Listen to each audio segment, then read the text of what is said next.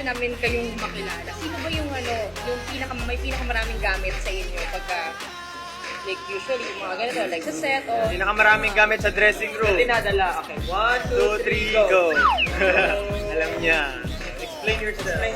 Ano lang po kasi, para usually nagdadala ako ng bag, ng laptop. Feeling ko lang, dinadala ko na doon yung mundo.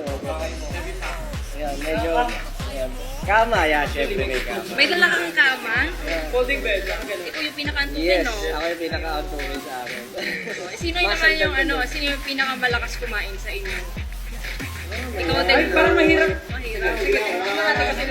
Sige, go.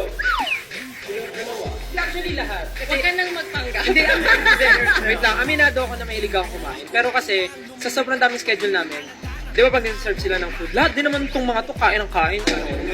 Yung iba nga nagre-request pa ng halo-halo, may magre-request pa ng chicheria, yung iba naglulugaw, o kaya wag niyo inaano, kayo rin naman. O. Siya yung pinakamarami kumuha, pero siya yung pinakamarami kumain. No, hindi niya inuubos. Inuubos, o kakautingin.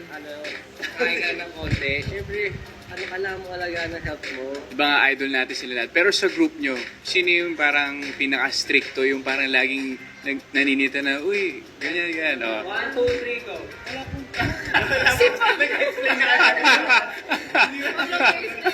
Dati lang naman. Dati lang po, kasi ngayon parang ano na kami. Dapat mature ka na eh. Alam mo na yung trabaho.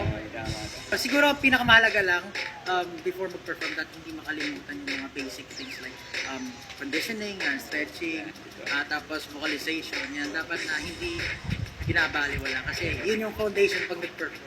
So yung mga up-and-coming natin na pipa, siyempre, tinitingala nila kayo as yung mga idol nila kayo. So ano yung pinaka parang advice? Ang mga advice ko po sa inyo, kahit ako.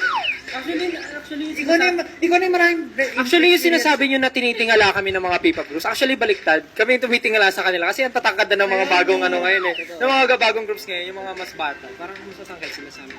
Siguro po ano lang din eh, kailangan lang po nila talaga i-trust yung process, gawin yung best nila. At syempre, work smarter din. Well, work smart, not just hard. Parang ganon. Kasi kailangan din po talaga ng discarded dito siguro sa industry. And of course, basta mahal nila yung ginagawa nila, for sure naman may bunga.